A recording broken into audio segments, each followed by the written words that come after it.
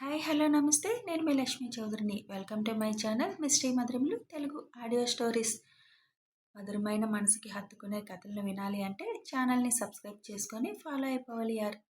Subscribe చేసుకొని likes ఇస్తూ hype ఇస్తూ కామెంట్స్ ఇస్తున్న ప్రతి ఒక్కరికి థ్యాంక్ యూ సో మచ్. మాది కోరిన ప్రణయం 55తో మీ ముందుకి వచ్చేసాను. కథలోకి వెళ్ళే ముందు లైక్ చేయడం హైప్ ఇవ్వడం మాత్రం మర్చిపోకండి యార్. ఇక మనం కథలోకి వెళ్ళిపోదాం. భోజనం ఎందుకు చేయకుండా పడుకున్నావు? ఎవరి మీద కోపం, ఎవరి మీద చూపిస్తున్నావు అని సీరియస్గా అడుగుతాడు దక్ష్. నాకు ఆకలిగా లేదు, అందుకే తినలేదు. ఎవరి మీద కోపం ఎవరి మీద చూపించే అంత గొప్పదాన్ని కాదులేండి, నా మీద నాకే కోపంగా ఉంది అని అంటుంది భూమి కూడా ఏమాత్రం తగ్గకుండా సమాధానం చెబుతూ. ధైర్యంగా తనతో మాట్లాడుతున్న భూమిని చూసి చిన్నగా నవ్వుకొని, చూసావా, నీలో ధైర్యం కూడా వచ్చింది. నాతో కోపంగా మాట్లాడుతున్నావు, సమాధానం చెప్తున్నావు నేను అడిగిన దానికి. ఒక్క రోజులో నీలో ఎంత మార్పు వచ్చిందో గమనించావా? నా మీద నీకు హక్కు ఉందనే కదా గట్టిగా మాట్లాడగలుగుతున్నావు అని దక్ష అనగానే, ప్రతిదాన్ని మీకు అనుకూలంగా మార్చేసుకుంటున్నారు కదా, ప్లీజ్ సార్ ఇక్కడి నుంచి వెళ్ళండి అని అంటుంది భూమి. ఉండిపోయి నీతో కాపురం చేద్దామని రాలేదులే, కానీ ఆకలిగా ఉంది, ఇంట్లో యాపిల్స్ ఏమైనా ఉన్నాయా అని అడుగుతాడు దక్ష్. మీరెందుకు భోజనం చేయలేదు అని అడుగుతుంది దక్ష్. ఆకలిగా ఉంది అని అనగానే, నేనేం అడిగాను మధ్యాహ్నం? నాకు నువ్వే తినిపించాలి రాత్రికి అన్నాను. నువ్వేమో రావడమే మానేశావు. సర్లే, నీకు ఇష్టం లేకుండా నిన్ను బలవంతం పెట్టాలి అనుకోలేదు, అలా అని తినాలి అని కూడా అనుకోవడం లేదు. ఎందుకంటే నువ్వు తినిపిస్తావని ఫిక్స్ అయ్యా. ఇప్పుడు నువ్వు తినిపించడం లేదు కాబట్టి ఈ రోజుకి అన్నం తినకూడదని అనుకున్నాను. అయినా టైం దాటిపోయింది కదా, ఇప్పుడు నేను అన్నం తినలేను, కానీ వెళ్ళి 2 యాపిల్స్ కోసుకురాపో అని అంటాడు. అవేదో అక్కడే మేడం కోసిస్తారు కదా సార్, వాటి కోసం ఇక్కడికి రావాలా అని అడుగుతుంది భూమి. పెళ్ళయ్యాక కూడా అమ్మనన్నీ అడగలేను కదా, మాటలు చెప్పడం మానేసి వెళ్ళి యాపిల్స్ కోసుకురా పో అని కొంచెం సీరియస్గా అనేసరికి కాళ్ళు ఎత్తెత్తి కొడుతూ, పెళ్ళి భార్య అంటూ సాధిస్తున్నారుగా అనుకుంటూ కిందకి వెళ్తుంది భూమి. నాకు అలవాటు లేని పనులన్నీ చేయాల్సి వస్తుంది నల్లత్రాచు నీ కోసం. ఎవరితో ఇలా మాట్లాడడం, ఇంత ఎక్కువ మాట్లాడడం నాకు అస్సలు అలవాటు లేదు. ఈరోజు నేను ఇన్ని సంవత్సరాల్లో ఎప్పుడూ మాట్లాడని మాటలన్నీ మాట్లాడేశా. ఇంకా ఎన్ని మాట్లాడాలో నీ కోసం. నాలో కోపాన్ని మాత్రం తెప్పించే పనులు చేయకు, అది నీకే నష్టమవుతుంది అని అనుకుంటూ ఉండగానే ఒక ప్లేట్లో యాపిల్ ముక్కలు పట్టుకొని వస్తుంది. దక్ష ముందు పెడుతుంటే ఆ ప్లేట్ అందుకొని భూమిని బెడ్ మీద కూర్చోబెట్టి భూమి ఒళ్ళో అవి పెట్టి, 5 నిమిషాలలో ఆ మొక్కలన్నీ నీ కడుపులో ఉండాలి, లేదు అంటే నేను ఈ రాత్రి ఇక్కడే పడుకుంటా అని అంటాడు దక్ష్. నాకు తినాలనిపించడం లేదు, మీరు ఆకలన్నారు కదా, తినండి అని అంటుంది. నేనన్నం తినేశానమ్మా, నీలాగా ఒకదానికి ఒకటి లింకు పెట్టి తిండి మానేయను. ఇక నో ఆర్గ్యుమెంట్స్. ఆ మొక్కలన్నీ ఆల్రెడీ 1 నిమిషం అయిపోయింది, 4 నిమిషాల్లో నువ్వు తినేయాలి. లేదు అంటే మాత్రం నువ్వు వేడ్చి గోల పెట్టినా ఏం చేసినా ఈ రూమ్ దాటి నేను వెళ్ళను. పైగా నేను బెడ్ మీద పడుకుంటా, నువ్వు కూడా నా పక్కనే నా భార్యగా పడుకోవాలి. అందుకు నీకు ఇష్టమైతే తినడం మానేసే, లేదు అంటే ఫాస్ట్గా తిను. ఆల్రెడీ ఇంకో 1/2 నిమిషం కూడా అయిపోయింది, 3:30 నిమిషాలే ఉంది నీ దగ్గర టైం అని అంటాడు దక్ష్. నాకొద్దంటే కూడా ఎందుకు బలవంతం చేస్తున్నారు, ఎందుకు ఇలా బ్లాక్మెయిల్ చేస్తున్నారు అని కోపంగా అడుగుతుంది. 3 నిమిషాలుంది అని అనడంతో ఇక నిజంగానే అన్నంత పని చేస్తాడు అని కష్టంగానే ఒక్కొక్క ముక్క ఫాస్ట్గా తినడం మొదలు పెడుతుంది. ఇంకా 30 సెకండ్సే ఉంది, ప్లేట్లో చూస్తే 6 ముక్కలున్నాయి, ఫాస్ట్గా తిను అని అనడంతో కావాలనే మొత్తం బొగ్గల్లో కూరుకుంటుంది. అలాగే బొగ్గల్లో ముక్కలు పెట్టుకొని, తిన్నానుగా ఇంక వెళ్ళండి అని ముద్దుగా అంటున్న భూమిని చూసి నవ్వుకుంటూ, తిండి మానేసావంటే చంపేస్తా, మింగు ముందు నోట్లోది అని పక్కనే ఉన్న మంచినీళ్ళ బాటిల్ తెచ్చి అందించి, హ్యాపీగా నా గురించి కలలు కంటూ నిద్రపో, గతం ఆలోచిస్తూ బాధపడుతూ పడుకోవడం కాదు ఇక నుంచి అని ఆపిల్ మొక్కలు కూరుకోవడం వల్ల బూరెల్లో ఉన్న భూమి బొగ్గ మీద ముద్దు పెట్టి అక్కడి నుంచి బయటికి వస్తుంటే, ఆ రోజు నా కోసం వచ్చిన వాళ్ళని ఏం చేశారు అని అడుగుతుంది భూమి. అలాంటివన్నీ నువ్వు ఇంకా ఆలోచించాల్సిన అవసరం లేదు, నీ నీడను కూడా ఎవరూ తాకలేరు, హ్యాపీగా పడుకో అని అక్కడి నుంచి దక్ష్ వెళ్ళిపోతాడు. దక్ష్ వెళ్ళగానే చిన్నగా నమిలి మొత్తం మింగేసి మంచినీళ్లు తాగి కాసేపు సైలెంట్గా ఉండిపోతుంది. దక్ష్ ముద్దు పెట్టిన బొగ్గని తడుముకుంటూ, మీరు ముద్దు పెట్టినా ఎందుకు నాకు చిరాగ్గా అనిపించడం లేదు, ఆ టైంలో నాకెందుకు అంత ధైర్యంగా అనిపిస్తుంది, ఇది చాలా తప్పు కదా, అలా అనిపించకూడదు, వద్దు సార్, నాతో ఉంటే మీకెప్పుడూ మంచి జరగదు. ఎలా చెప్తే మీరు వింటారు అని ఆలోచిస్తూనే పడుకుంటుంది భూమి. దక్ష్ వాళ్ళ ఇంటి లోపలికి వెళ్ళేసరికి హర్ష గారు వాళ్ళు ఇంటికి బయలుదేరుతారు. దక్ష్ డైరెక్ట్‌గా తన రూమ్‌లోకి వెళ్ళిపోయి, నీకోసం వచ్చే ఎవరూ కూడా తిరిగి ఇంకా అక్కడికి వెళ్ళరు. అసలు ఆల్రెడీ వాళ్ళని నాశనం చేయాలని అనుకున్నాను కానీ, నేను కాదు చేయాల్సింది. ధైర్యంగా మారిన నువ్వు వాళ్ళెదురుగా నిలబడి వాళ్ళకి బుద్ధి చెప్పాలి. అదే నేను కోరుకుంటున్నాను. అందుకోసమే నేనిప్పుడు ఆళ్ళని కదిలించకుండా ఆగింది. అలా అని వాళ్ళని అలాగే వదిలేయను. ఏదో ఒక విధంగా వాళ్ళకి దెబ్బ పడుతూనే ఉంటుంది అని అనుకుంటాడు దక్ష్. ఏమయ్యారురా? వాళ్ళు 5 రోజులు దాటిపోయింది. ఇంతవరకు వాళ్ళేమయ్యారో అర్థం కావడం లేదు. వెళ్ళిన పని కూడా చేయలేదు. ఇంతవరకు ఇక్కడికి చేరలేదు. ఒక్క ఫోన్ లేదు. అసలేం జరుగుతుంది అని కోపంగా అంటాడు జిత్తులమారి. అదే తెలియడం లేదు సార్. వాళ్ళు వెళ్ళిన ఏరియాలో పోలీసుల ద్వారా సీసీటీవీ ఫుటేజ్‌ను కూడా చెక్ చేయించాం. కానీ ఎక్కడ వాళ్ళ ఆచూకీ ఏమీ తెలియడం లేదు. వాళ్ళ వెహికల్స్ కూడా ఎక్కడ ఆచూకీ లేదు అని అంటాడు అతని పీఏ. అందరూ నమ్మకస్తులే. ఏదో జరిగింది. ఏం జరిగిందో తెలుసుకోవడానికి ప్రయత్నించండి. ఎక్కడో అక్కడ వాళ్ళు ఉండే ఉంటారు. ఏదైనా ప్రమాదం వాళ్ళకి సంభవించిందేమో వెతకండి. అడుగు అడుగు అని ఆర్డర్ వేస్తాడు అతను. సరే సార్ అని అక్కడి నుంచి వెళ్ళిపోతాడు పీఏ. ఏమై ఉంటుందసలు? వీళ్ళేమైపోయారు అని ఆలోచిస్తూ కూర్చుంటాడు అతను. ఉదయాన్నే లేచిన భూమి ఫ్రెష్ అయిపోయి పూలు కోయడానికి గార్డెన్లోకి వచ్చి వాసు కోసం చూస్తుంది. ఎప్పుడూ ఆ టైంలో గార్డెన్లో వాకింగ్ చేస్తూ కనిపించే వాసు ఆ రోజు కనిపించకపోవడంతో నేను ఆయన్ని ఏమైనా అడుగుతానని ఆ రాక్షస్ ఇటువైపు రావద్దని చెప్పారా ఏంటి అని అనుకుంటూ ఉండగానే వాసు అక్కడికి వస్తాడు. వాసు సార్ అని పిలుస్తుంది భూమి. మీరు నన్ను సార్ అనడం ఏంటి మేడం? వాసు అని పిలవండి అని అంటాడు భూమి దగ్గరికి వచ్చి. నాకంటే పెద్దవాళ్లే కదా అని అంటుంది భూమి. కానీ మీరు ఆ ఇంటి మనిషి, నన్ను అలా పిలవకూడదు అంటాడు వాసు. పిలిస్తే ఏమవుతుంది?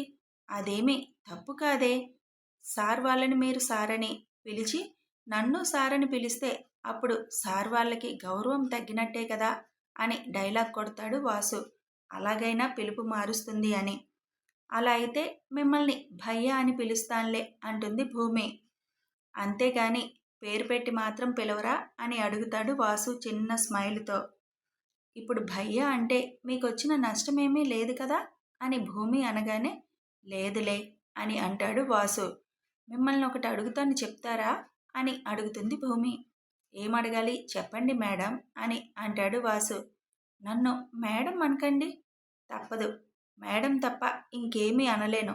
ముందు విషయమేంటో చెప్పండి అని అడుగుతాడు వాసు. అది ఆ రోజు వాళ్ళందర్నీ తీసుకువెళ్ళారు కదా, ఏం చేశారు వాళ్ళని అని అడుగుతుంది భూమి.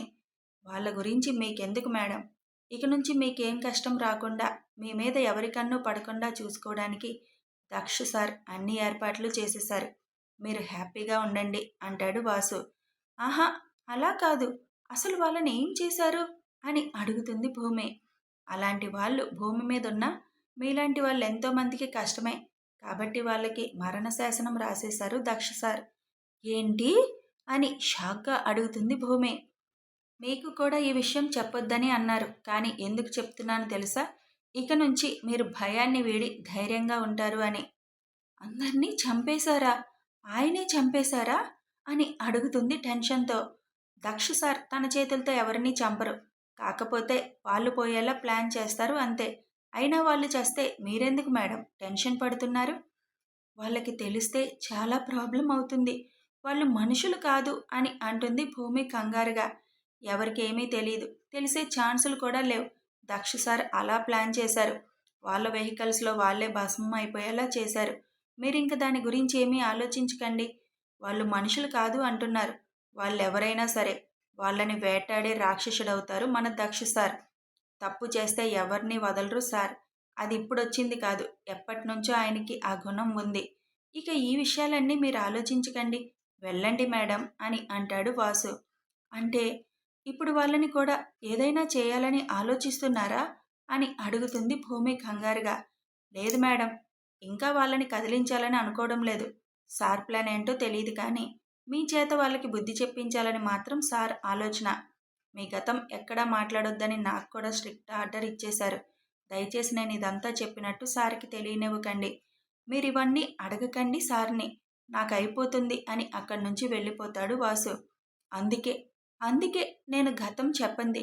హంతకుడిగా మారుతున్నారా దక్ష సార్ మీరు? అది నా కోసం, అది నా వల్ల కాదు తట్టుకోవడం. మీరు ఇలాంటి పని చేశారని మీ ఇంట్లో ఎవరికైనా తెలిస్తే, అంతమందిని చంపేశారని తెలిస్తే ఎలా రియాక్ట్ అవుతారో కదా! అది కూడా నా కోసం చంపారని తెలిస్తే నన్నసలు ఇక్కడ ఉండనిస్తారా? అసహ్యించుకుంటారు అని బాధగా అనుకుంటుంది. ఏమీ అనుకోరు. మంచి పని చేశావని అంటారు. వాళ్ళందరి సంగతి తెలిసి కూడా అలా తప్పుగా ఆలోచించడం అవసరమా అని అంతరాత్మ ప్రశ్నిస్తుంటే, ఏం చేయాలో కూడా అర్థం కాక అలాంటి రాక్షసులు చచ్చిపోతేనే మంచిదని మనసు చెబుతున్నా, నా వల్ల వీళ్ళందరూ ప్రమాదంలో పడతారా అన్న భయం మొదలవుతుంది భూమికి.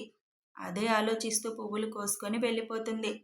లోపలికి వచ్చిన భూమి దేవుడికి దీపం పెడుతూ, ఏం జరుగుతుంది స్వామి నా విషయంలో? మొదట్నుంచి నీకు నచ్చినట్టు నా జీవితంతో ఆడుకుంటున్నావుగా. అక్కడి నుంచి తప్పించుకొని ఇక్కడికి వచ్చాను. ఎలాగో బతుకుతున్నాననుకుంటే మళ్ళీ నా జీవితంలోకి ఇటువంటి సంకట స్థితి ఎందుకు తీసుకువచ్చావు? అర్థం కావడం లేదు. మొదట్నుంచి నిన్ను నేను కోరుకుంటుంది ఒకటే కదా. ఎందుకు నా జీవితాన్ని ఇలా చేశావని నిన్ను ఎప్పుడూ నిందించలేదు కదా.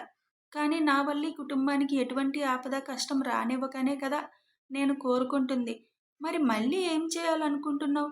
పెళ్ళి వద్దనుకున్న నా జీవితంలోకి ఎందుకు పెళ్ళి అనే అంకాన్ని మళ్ళీ తీసుకొచ్చావు? మీకు ఆడుకోవడానికి ఎవరూ దొరకలేదా స్వామి? అందుకే పసిదాన్నైన నాతో ఇలా ఆడుకుంటున్నావా? అంతమందిని ప్రాణాలు తీసే వరకు వెళ్ళారు దక్ష సార్. ఎలా అర్థం చేసుకోవాలి స్వామి? తప్పు చేస్తే ఆయన ఒప్పుకోరని తెలుసు. కానీ తను చేస్తుంది నేను అంగీకరించలేకపోతున్నాను. అది కూడా నా కోసం. ఆయన హంతకుడిగా మారితే రేపొద్దున ఇబ్బంది అవుతుంది కదా స్వామి. అలాంటి నరరూప రాక్షసుల్ని చంపితే హంతకుడెందుకు అవుతారు? అయినా ఆయన చేతులతో ఆయన చంపలేదని చెప్పారుగా. ఇంకా నీకు అలాంటి ఆలోచన ఎందుకు అని తనని అంతరాత్మ ఎదురు ప్రశ్న వేస్తున్నా, వాళ్ళకి ఎదురు ఎక్కడ వెళ్తారో అన్న భయం నాకుంది మరి. ఏం చేయాలి అని దేవుడి వైపు చూస్తూ, దయచేసి నా వల్ల వాళ్ళకి ఎటువంటి ప్రమాదం జరగకూడదు. ముఖ్యంగా దక్ష సార్కి నా జాతకం అస్సలు అంటకూడదు. ఈ పెళ్ళిని నేను మాత్రం యాక్సెప్ట్ చేయను. కుంకుమ పెట్టినంత మాత్రాన పెళ్ళి అయిపోతుందా స్వామి? ఆయన ఏం చేసినా నేను ఈ పెళ్ళికి అంగీకరించను. కానీ ఆయనకి మాత్రం ఎటువంటి ఆపద రానివ్వకు. వస్తే మాత్రం నన్ను నేను క్షమించుకోలేను. ఇంటి నుంచి బయటికి వెళ్ళలేను. ఇక్కడ ఉండలేని పరిస్థితి తీసుకొచ్చేసావు మొత్తానికి. నన్నేం చేయాలనుకుంటున్నావో చెయ్యి స్వామి. నీ ఇష్టం అయిపోయింది కదా అని బాధగా అనుకుంటూ హారతి ఇచ్చేసి బుక్స్ పట్టుకొని కూర్చుంటుంది. కానీ దక్ష మీదే ఆలోచనలు ఎక్కువవుతాయి. ఈయన వాళ్ళకి ఎదురు వెళ్తారా? వాళ్ళ సంగతి పూర్తిగా ఆయనకు తెలియదు. అవసరమా అని ఆలోచిస్తూనే గడిపేస్తుంది. ఆ రోజు నుంచి భూమి దక్ష మధ్య సైలెంట్ స్వీట్ వార్ నడుస్తూనే ఉంటుంది. దక్షకి ఎదురుపడినప్పుడు వెంటనే పక్కకి తప్పుకుంటుంది భూమి. కావాలని తన ఎదురుగానే వచ్చి సైలెంట్గా ఏదో ఒక విధంగా తనని టచ్ చేసి పక్కకి వెళ్ళిపోయేవాడు దక్ష్. బొట్టు పెట్టుకునేటప్పుడు దక్ష కుంకుమ లేకపోతే ఊరుకోనని చెప్పడంతో ఇష్టం లేకపోయినా కష్టంగానే కుంకుమ మర్చిపోకుండా పెట్టుకుంటుంది. చాలా వరకు అసలు దక్షకి ఎదురు పడకుండానే ఉండడానికి ప్రయత్నం చేయడం మొదలు పెడుతుంది. దక్ష లేడనుకున్న సమయంలో మాత్రమే ఆ ఇంటికి వచ్చి కాసేపు ఉండి వెళ్ళిపోవడం మొదలుపెట్టింది. కావాలనే రావడం మానేసింది నేనున్నప్పుడు అని అర్థమైనా మరీ ఇబ్బంది పెట్టదలుచుకోక దక్ష కూడా చూసి చూడనట్టే వదిలేసేవాడు. అలాగే నెల రోజులు గడిచిపోతాయి. థర్డ్ ఇయర్ ఎగ్జామ్స్ కంప్లీట్ చేసుకుంటుంది భూమి. ఈ నెలలో నైని అసలు ఇటువైపు రావడమే మానేసింది. కాలేజీలో ఆద్యతో భూమితో మాట్లాడటమే తప్ప ఇంటివైపు రాలేదు. అద్వైత్ ఎంటెక్ ఫైనల్ ఎగ్జామ్స్ కావడంతో తను కూడా ప్రాజెక్ట్ అంటూ ఆ బిజీలో ఉండిపోతాడు. Naini BTech final year complete అయిపోతుంది. ఇక నెక్స్ట్ ఇయర్ తను రాదుగా అని అంటుంది భూమి. అంతేగా అంతేగా, మనం ఇంకో సంవత్సరం కష్టపడాలి అని అంటుంది ఆద్య. నెక్స్ట్ ఏంటి? ఎంఎస్ చేయడానికి వెళ్తావా? లేకపోతే ఎంటెక్ చేస్తావా అని అడుగుతుంది భూమి నైనిని. ఏం చేయడానికి వెళ్ళను. క్యాంపస్లో వచ్చిన ఉద్యోగంలో సెటిల్ అయిపోతాను. ఇంకా చదవడం నా వల్ల కాదు. చదివింది చాలే. అమ్మ వాళ్ళకి దూరంగా వెళ్ళాలి అనుకోవడం లేదు ఇంకా. అంతగా అయితే ప్రైవేట్గా ఎంబీఏ చేస్తా సర్టిఫికేషన్ కోసమైతే అని అంటుంది నైని. ఎగ్జామ్స్ అయిపోయాయి కదా, ఎక్కడికైనా వెళ్దామా సరదాగా ఒక వారం రోజులు అని అడుగుతుంది ఆద్య. నువ్వు విజయ్ అన్నయ్య వెళ్ళండి వెళ్ళాలనుకుంటే అని అంటుంది భూమి నవ్వుతూ. మేమిద్దరమే వెళ్ళడానికి ఇంకా మాకు పూర్తి హక్కు లేదు కదమ్మా! మనందరం సరదాగా వెళ్దాం. వాళ్ళని కూడా రమ్మని అని అంటుంది ఆద్య. లేదులే ఆద్య, నేను రాను. అన్నయ్యని చూసుకోవాలి. ఈ మధ్య అమ్మ ఇంట్లోనే ఎక్కువ ఉండిపోతుంది. అన్నయ్యని చూసుకోవడానికి ఎవరూ లేక. నానమ్మకి కూడా వయసు అయిపోయింది కదా! చూసుకోలేకపోతుంది అన్నయ్యని అని అంటుంది నయని. భూమి నయని గురించి ఆలోచించడం మొదలుపెడుతుంది. ఈ మధ్య ఇంటివైపు కూడా పెద్దగా రావడం లేదు. ఇప్పుడు కూడా తను మాట్లాడే మాటల్లో ఏదో బాధ కనిపిస్తుంది. ఏమై ఉంటుంది? డల్‌గా కూడా ఉంటుంది ఈ మధ్య. ఇంతకుముందు అంత యాక్టివ్‌గా లేదు. ఏం జరిగిందో కనుక్కోవాలి అనుకొని, సర్లే ఈరోజు ఇంటికి వెళ్దాం పద. నీకు నా చేత్తో చేసే చికెన్ ఫ్రై అంటే ఇష్టం కదా! వండి పెడతా. ఇవాళ మంగళవారం కూడా కదా! తినేయొచ్చు హ్యాపీగా అని అంటుంది భూమి. లేదు భూమి, నేనింటికి వెళ్తాను. అన్నయ్యకి చెప్పాను ఈరోజు సరదాగా ఎక్కడికైనా తీసుకువెళ్తానని అని అంటుంది నయని.